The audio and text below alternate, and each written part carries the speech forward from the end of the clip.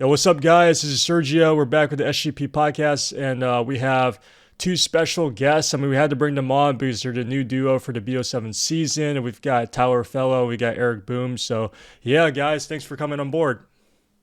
Of course, man. Thank you for having us. Excited to get a another year under our belts with my boy Eric. Yeah, Yep. Thank you. Appreciate you for inviting me as well. This year is gonna be a special one, so I'm ready for it. yeah, for sure. So, all right. Every single podcast I've done, we start off with this type of intro. So let's start with you first, Eric. How'd you come up with your name, Eric Boom? So okay, this is probably like strange, but like when I was like little, and I didn't know what name I should put to myself. When I was playing with my friends, they would say, "Bro, you bullshit me so bad. Your net is insane." And I said, "Okay, Eric," and then boom, and that's it. I don't know. It's just, there's no story behind. It's just like because I used to like bullshit people online, and then they will call me like, "Bro, your net is insane, and you blow me away." And I was like, "Okay, bet." And Eric, boom, that's it. Okay, no, that's interesting. That's gonna stick with me. And then, how about you, Fellow? How did you come up with the name Fellow for?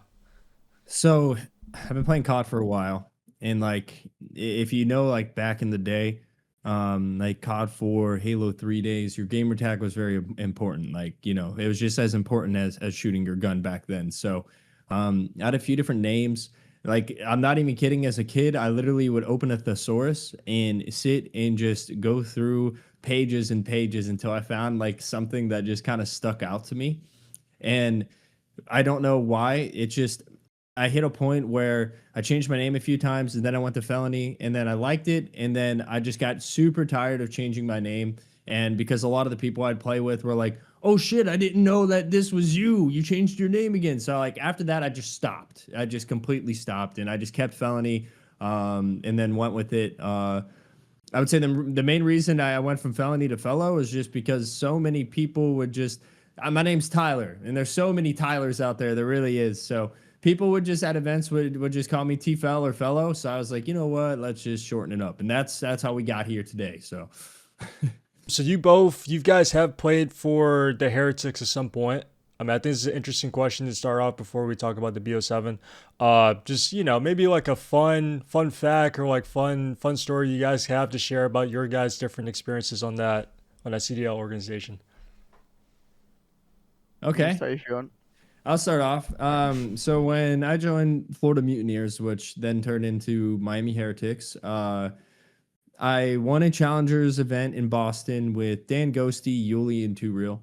We were playing in like negative 30-degree weather. If you guys were at the event, you know. If you don't, you don't. I guess it was one of the crazier events I've ever played in my life. I've never had to play with. I've never had to choose between warm hands or warming up before, but I had to make a decision that day. So we win that event. I get picked up by Florida Mutineers. Right before, when you get picked up in the CDL, it's like a pretty small timetable on the sense of getting to wherever you need to go, moving, relocating, whatever it may be, matches start quick. And then, so unfortunately, I ended up getting double pink eye as soon as I joined the team, as soon as I moved down to Florida. So I showed up in the Florida and I just have double pink eye. They're trying to do an announcement video. I got to take headshots, the whole 9 yards. So we had to get on a yacht at like 5 a.m. to do our announcement video. And the people on the camera look at me and they're like, "Are you okay?" And I'm like, "Oh No. yeah, no, it's just double pink eye." So they hand me some glasses, and I'm just on a yacht for 12 hours. I'm rather white, so I'm just sitting here getting pelted by the sun. Double pink eye, can barely even open my eyes. My eyes are just closed under the glasses. It was hell. It was hell. A headshot. I look like I'm just stoned out of my mind, but in reality, I'm just dying. Everyone I met, they're just looking at me and I'm like, "I promise I'm not on drugs right now," shaking their hands. So it was a very interesting experience to join a team in such a critical physical state. It was a lot. It was a lot. I had to accept a lot. I was like, you know what? Like, this is my headshot for the year. But yeah, that was probably one of the more interesting stories for me at least when I joined Heretics/Mutineers. Okay. For me, for me was literally like at the beginning of all, like when we were doing like our visa process, we were like really close. Like our time was like really close to like for the game to come out, so we needed the visa like done like as soon as possible. So we do all the papers like, and we're ready to go to Madrid to the embassy. And as soon as we land to Madrid, we go to the embassy, and we were like, oh, this could take like 3 or 4 days to give us the passports back after the interview, and then we won't have time to get to Miami for the release. And then as soon as we get into the room, like all of us, we get into like a small room where there's one guy in front of us to make us the interview because we were like a group. And he stared at us and he says, I know you all. And I was like, we were literally hands on our head. We were like, please. And then he goes, you guys are from Heretics, right? You just got announced like really like pretty soon. And we were like, what the hell? He knows us. Okay, yeah. And he goes, yeah, I'm a fan of 100 Thieves. I know Nation for a while, like in the scene. And we were like, we just, I don't know, all the luck all gone after that, bro. I'm telling you, we sold our souls, and then yeah, that guy just put us like on top of the list, and we got our visa done in time, and we got to Miami in time thanks to that guy because he knew us. If not, I don't know, we don't know what could happen. And Wow. we were like, The alternate Benjamin Beans timeline. literally, we just got out of the embassy just crying and laughing, and I was like, we were like, oh, thank God we met that guy. So yeah, that was pretty funny. Yeah, I mean that's two incredible stories, and like I said, I mean like you guys came from the same organization. I think it's also pretty cool that you guys have decided to do up together for the BO7 season. So like, uh, why did you guys decide to do up for the season? And yeah, go from there. I mean, Eric, obviously, the disconnect of EU versus NA COD is pretty big. It's even really hard for the European players like Eric if you don't get picked up at the start of the year. If you reside in Europe, you have to stand out and then stand out some more. And even then, you still may not get an opportunity in the middle of a season to join a CDL team if you're European. So obviously, me and Eric have never gotten the chance to really cross paths before. We've always at events hung out, talked a bit. We played against each other a few times now. I think Eric's a really good player. He's a sub player. I used to run a sub for like the first half of my career. So I take very high value in people that are smart and still impactful with a sub. I don't think that every player has that ability. So I kind of hold it pretty high. And I think Eric kind of checks all those boxes. And him, obviously being in North America this year, it's the first kind of opportunity that I can have a chance to team with someone like Eric. So the way I look at it is why wouldn't I, right? They're being the best team in EU all year basically, and then us being the best team in NA when I was in Challengers, it kind of just makes sense, right? Yeah. Literally. I appreciate the words, my guy, right there. My guy, appreciate that.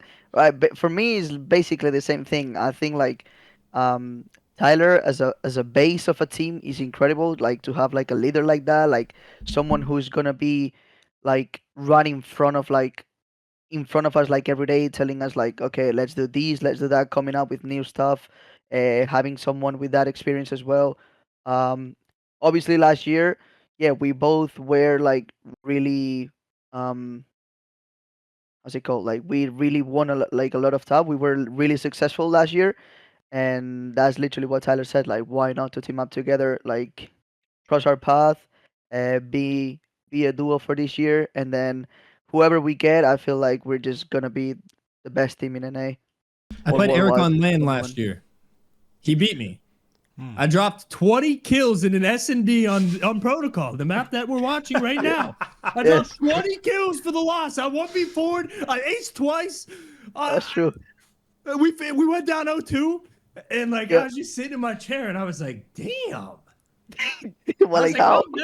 and I was like, sometimes you get a lot of assists, and EKIAs, they're deceiving. They are. We've Yeah. all had one of those maps where you're like, oh my god, I was frying, and then you rewatch it, and you're like, oh my god, I wasn't frying. We've all had that before. Yes. But nah, this was like 19 reals. Like these were Yeah. real. I had to get them in blood kills. And we lost the map, Yeah. man. And let me tell you, Eric, that was a tough one. That was a tough one Yeah. right there, man. Oh, As for soon as sure. we lost, I was already on your guys' side of the stage, fist bumping you guys. Eric was still talking shit to my teammates, and I was over there fist bumping. No, it was funny. It was funny because we were like, so Dylan, like Rex was the only guy like who was like screaming Oh, and he and was talking shit. Yeah, yeah, yeah. talking shit. Like I mean, I respect it because like it was like a good momentum that you guys were having Oh after. yeah, we were in losers bracket at the end of the day. Like these are go home Yeah, matches. yeah, it's literally like just go all in. Yeah. And then after the match, me and Marcus just stood up and just say, "Bro, we were just talking shit to that guy all the time." And then like Jay comes to my right, I fist bump him while I'm screaming. You come to my right, and I fist bump him while I'm screaming. Ah, bro, that was funny. I was like, bro, I think it went 5-5 last, but it was a barn Yeah, it burner. was So it like was yeah, yeah, it was it was vote. It was tense. triple Yeah, vote, triple yeah, vote at the end. Wow, 20 And it was tough. kills. It was just like yeah. first seats. It was first seats from both region playing for a top like Top A eight. game or Yeah, top 12. we're playing for top 8. Whoever lost got top 12, and we were Like number one seed from each holy, region. Like yeah, like what? what? Like what happened? I don't Can know we just? what happened. I don't know what happened for the bracket to go that I well. mean, We both lost. you guys got unlucky because Trav got picked up. I think just right before the event, or no? Oh no, you Yeah, guys won the. No, you guys Trav won and the. well, no, no. Trav and Noah both got picked up, and then we still won the. We played with Oh yeah, Cap and Dill with no deal. practice, and then still won the elite Yeah, somehow. I exactly. don't. You won the elite, and It then yeah, was but yeah, it was crazy in it was tough. scrims. Yeah. We were spawning in scrims with that team, and we were winning like 1 to 2 maps a day. We were getting shit on. And then we would just go into the elite matches and we would just 3-0 everyone. And then we would like it What's was going on? so weird. Like we would spawn into the like we stopped stressing about scrims because we knew that just if we spawn into the match and just don't tweak, we'll be fine. And then like Yeah. you fast forward it to like the elite playoffs, and then we won, but I really don't know how. It was one of those like we just I don't know. I don't know. I don't Yeah. have any answers for that one. I actually don't. Win is a But, win.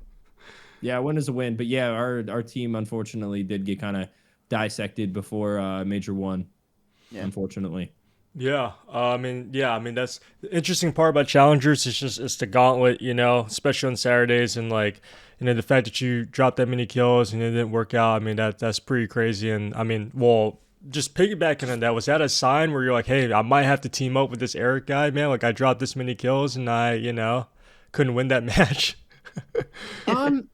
So when I look at teammates and challengers, like Yeah. definitely, like you definitely weigh against competing against this person, what you know about them, all that goes into account for sure. But I think more so than anything, it's like Eric has been in the league. Eric has, I would say, in a similar scenario, you're trying to get back in.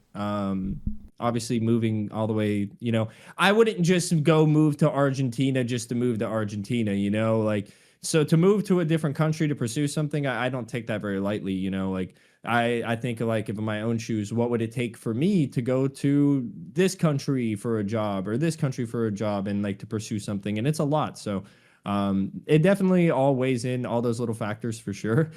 But it was more than just that for sure. Yeah, and just piggybacking what you just said, with Eric, like taking that risk to come down to NA, especially with challenges where it's been very brutal, and you don't know if you're gonna get the call up to the CDL league. How has that process been for you? And like, just explain, like, have you chosen a location yet? And like, why did you decide to invest into, the NA side this year? I mean, I think it's pretty obvious. Like, basically what Tyler said before. Like in Europe, it doesn't matter like how good are you doing. That maybe visa is gonna get to your way, and you won't be able to get into the league because of it. That's what happened to Afro Marcus. He would have got picked up by Seattle, or I don't know who else. I don't know. There was another team, and then just because of the visa, he couldn't because it was mid-season. So it was a tough situation again. And also because I believe on myself, like I actually still think that I need um, a fair chance in the league. I know when I've been in there, I haven't done really well. I feel like the team was like struggling a lot, like mentally, and when a team is like that in the league, it's kind of rough. It's hard. Yeah. So it's hard. Yeah, so it was like a really bad moment to join the league, and it is what it is though. Like I'm not blaming anyone. We were a team, and I take like everything as a team. I'm not pointing at anyone or anything. It was just a team situation. Some teams click, some teams doesn't, and then yeah, I feel like I didn't play well, so went back to challengers this year, and I feel like I actually shown what I'm capable of. Well, I mean, I know what I'm capable of, so I invested on myself this year to come to an A and actually prove the same thing there. What I did, like the same thing that I did there to an A. So that makes it like ways easier to get back in the league or at least to get a chance back. Yeah. And this is no glazing on my part. I mean, there's just I feel like there's certain players in the league, in the challenger circuit that have proven, time and time again that, you guys are better in the pro league than you guys are in the challenger section. I mean, that goes to you too, especially you, fellow. I mean, like you every single time, man. I mean, we're talking about the Eric, match, but every single time I have to face your guys' team, I'm always irritated, man. You guys always either get the best of us. There's always like a gruesome battle. It's always like you making the key plays. So it's like, it's just a true testament to you guys. Especially true testament to you, Eric. Like, I mean, I respect the hell out of you for making that, investment to come to NA and do this, man. I mean, I hope the CDL orgs definitely look into that and see, the level of passion you have and the fact that you have what it takes to compete in the pro league. So I Shout out wish, Omi, by the way. Thanks to them as well, I'm able to come to NA because if it wasn't for them, I don't know who would have been able to help me out with the visa process. Obviously, you need to yeah.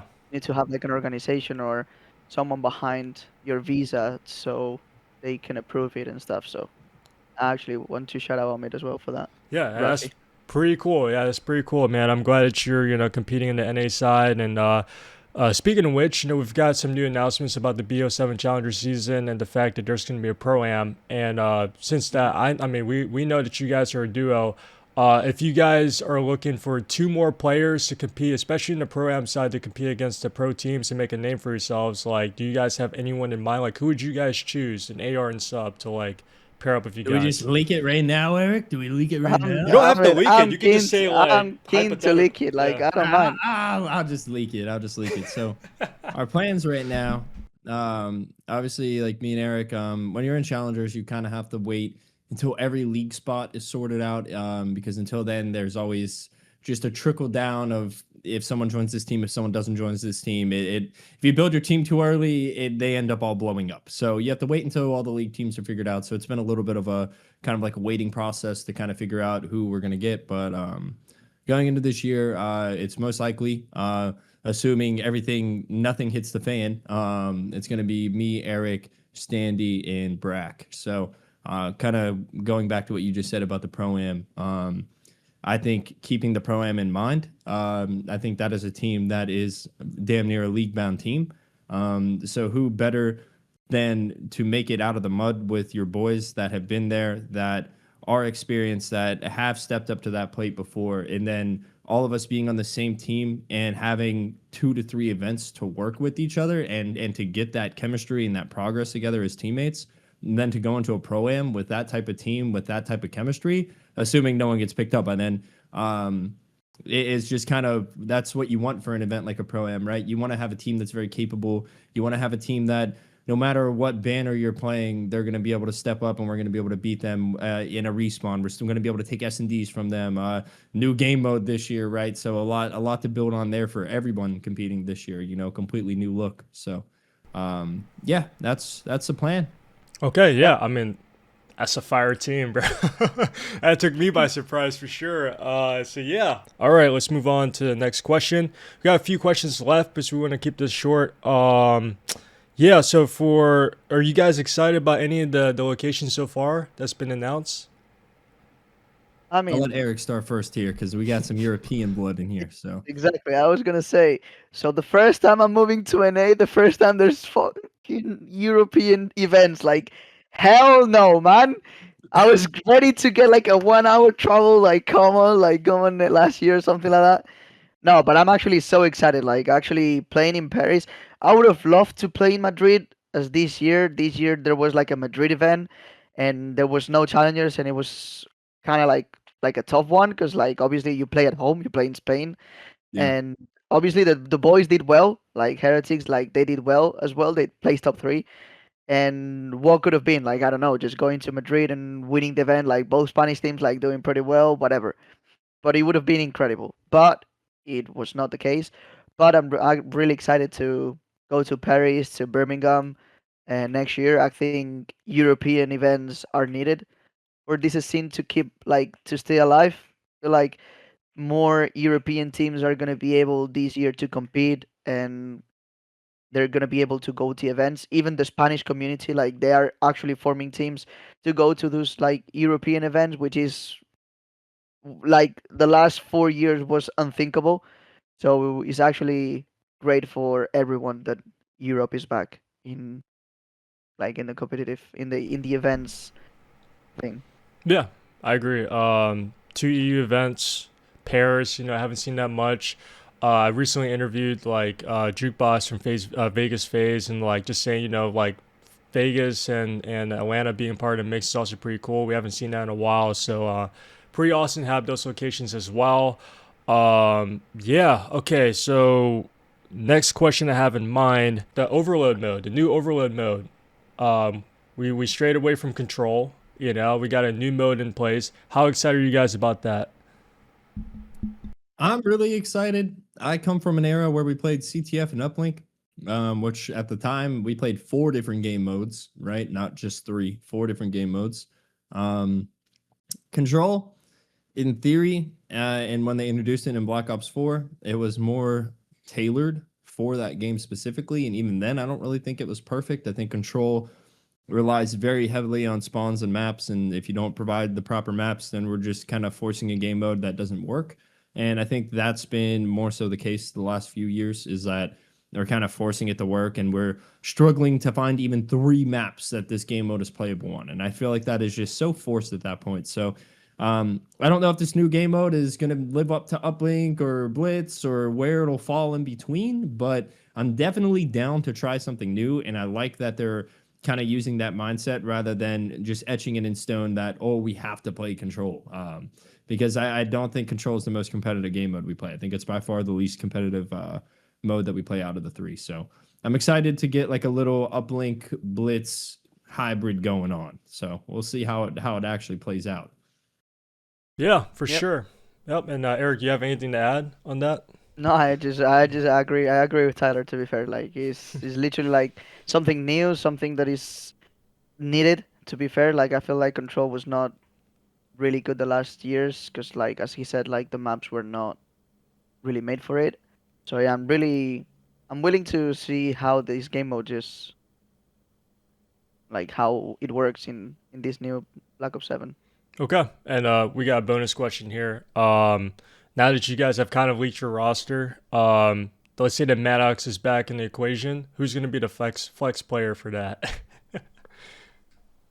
Listen, I know I'm getting older, but I take pretty damn good care of myself. Like my hands, I have not I had more hand issues at 19 than I do now. Like I feel great. If I got to pull out a Maddox, if I got to pull out a sub, like I am more than willing to do so. I think anyone on our team is kind of with that mindset though. Yep. So I think it's one of those things that when you get the game, you try things out in scrims. Like if I were to run a Yep. Maddox and we're all playing really well, and this guy's playing better with me running a Maddox, I'm playing better with me running a Maddox, I'm gonna run the Maddox. But like Yeah, exactly. if Carson pulls it out and then he elevates, because I don't look at it as just, oh, am I playing better with the gun? It's, is the map How impactful are comfortable you? for, am I dropping 40 so Eric is just getting slaughtered over and over? Like at that point, I don't think it's a good change. Now, if I'm dropping 40 with the switch and I'm playing better than what I was before, and Eric is just in gills, and then Carson's perfectly blocking and filling in where he needs to fill in, and like everything just flows really well, then you have your answer. But I don't ever really like to stick too concrete to roles. Like even in this game, there's in Black Ops 6, there's basically a map a hill where you need to have all subs out, and if you don't, you're Yeah. just going to be slower than the other team that's just going and going and going. So I really don't like to make it too definite, but whatever's better for the team. Like honestly, Okay. I actually like Tyler's answer because like this is like how the mindset should be nowadays. Like you need to pull the gun that you need to pull on the right whatever's going to give you situation. that kill in that scenario. Yeah. Even if you're a main AR exactly. player. Yeah, exactly. Yeah, that's what I'm saying. Like all the roles and all that stuff. I mean, obviously there's SMG and AR, obviously, but like in terms of like um flex, like I prefer like a team where everyone can pull up like every gun than like two players that can only run the sub and two players that can only run the AR. Because there's gonna be situations where you're gonna have to spawn in and pull up on AR because you're not gonna be able to do anything with a sub. So it's situational. Like I actually like the mindset that he has because I'm really like I mean I I'm actually vetty. like share it. I'm vetty. That's what he Yeah, wanted to yeah, say. He just didn't know the word. exactly. I mean exactly. It's literally like I shared like that mindset. Yeah, Yeah. that's good to know. Again, I mean, I'm a big fan of roster, man. You know, I think this team's going to do really well. And the last bonus question that we're going to end it off with is, have you guys found an organization yet for challengers? Like, is it locked in? No, we haven't found an organization. At least from my mindset and what I talked to Eric about, it was one of those things where it's like, um, let's worry about building the team first, Mm-hmm. and let's build a team on paper that we think is going to win. And then kind of worry about that after. There's still some time before the season starts here, and before the first elite. The thing about challengers is, this year there are some EU events, there are some home events, right? So it's a little bit different in the funding department because people are obviously going to have to, put a little bit more aside for a Paris major or for a Birmingham major for sure. Mm-hmm. But there's a lot of time before the first elite. So we were just making sure that we got our team ironed out and, got the group of players that we wanted before we started kind of looking outwards. So to answer the question, no, not yet. We haven't talked to anyone yet. Okay. All right. Sounds good. All right, guys. That's the end of that. I appreciate having this dynamic duo on board. Like I said, I'm so excited to see these guys play for BO7. I mean, these guys have been super consistent, and this should be a fun season for sure. So I appreciate Tyler Felo and Erikboom from coming on for the episode. And yeah, I mean, that's the end of it. So I appreciate you guys, and thanks for watching. Appreciate it. All right. Appreciate it, bro. Okay. Later, boys. Later.